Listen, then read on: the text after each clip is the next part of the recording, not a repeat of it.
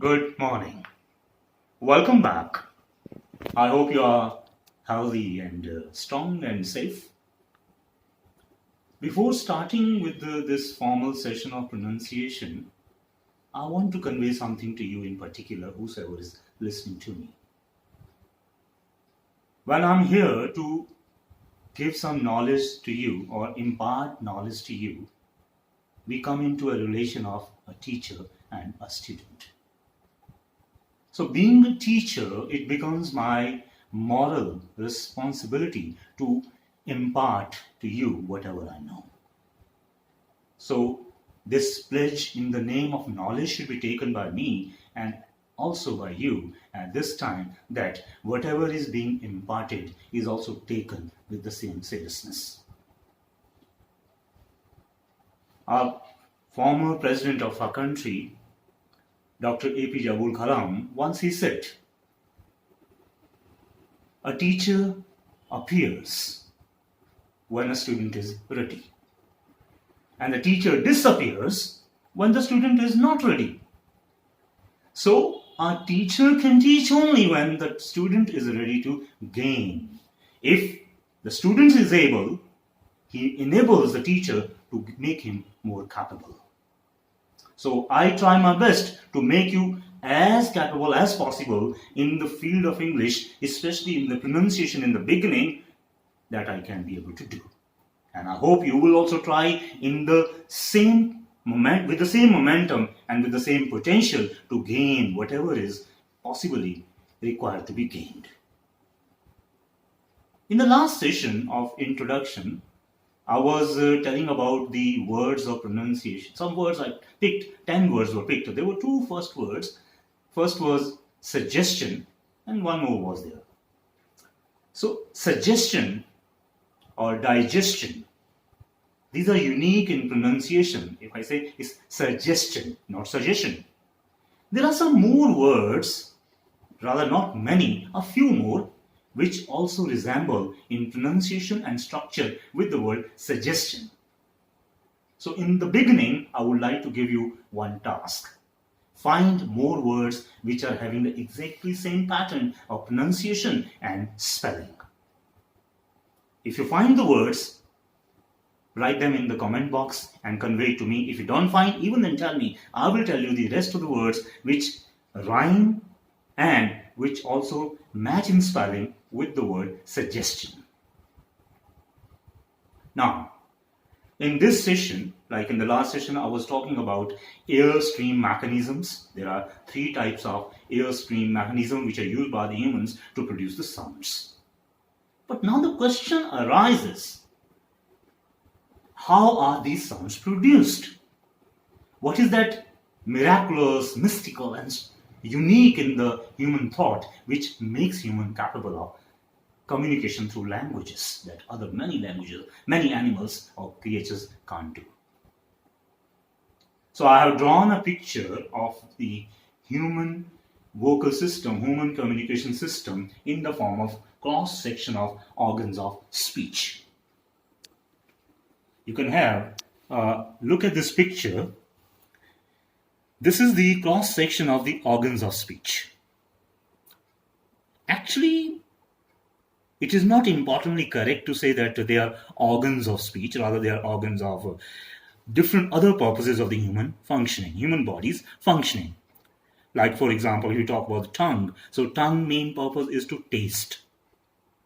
If you talk about teeth, they have their primary function to chew or to nibble the product that is being eaten. So different, even if you talk about lungs are for breathing. And windpipe is for taking the wind in or taking it out. But when we speak, these organs are also used for speaking. So that's why they're called organs of speech. They can be divided into 3 parts. First there are articulatory, then there are phonatory. And if we talk about the first, there you can see that this is a food pipe where the food goes in, and along with it there is the windpipe, and this is also called trachea.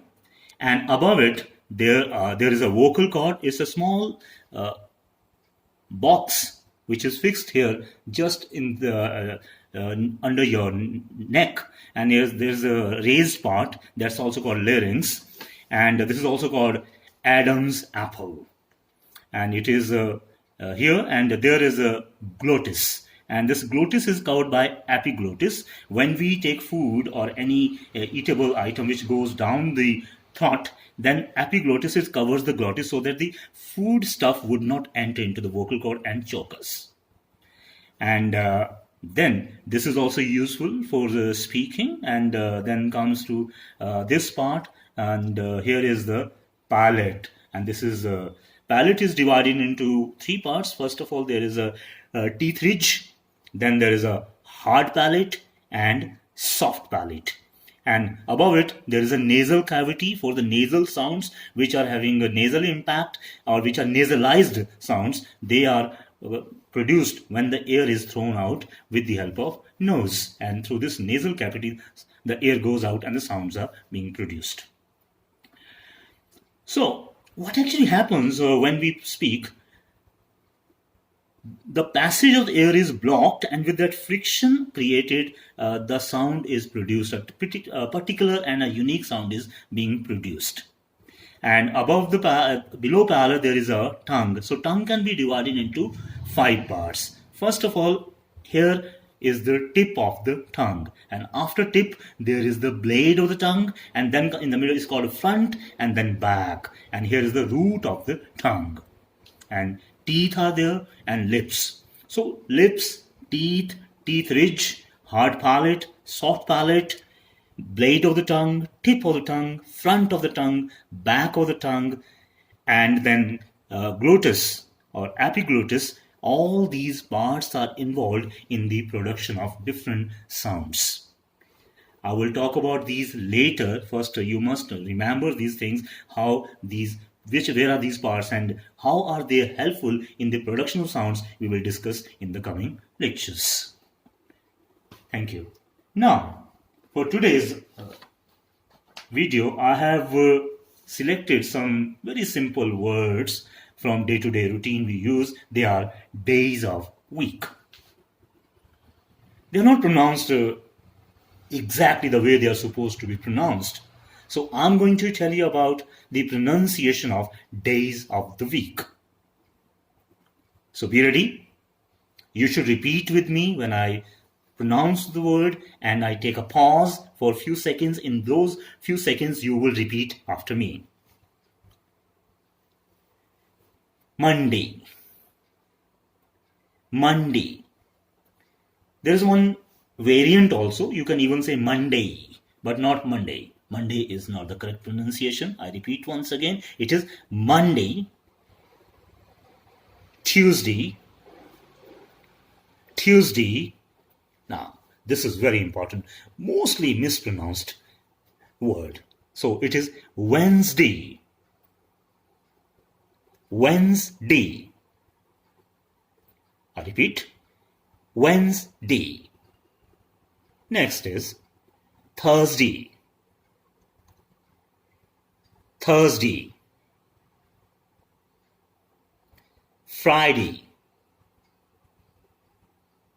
Friday. Saturday. Saturday.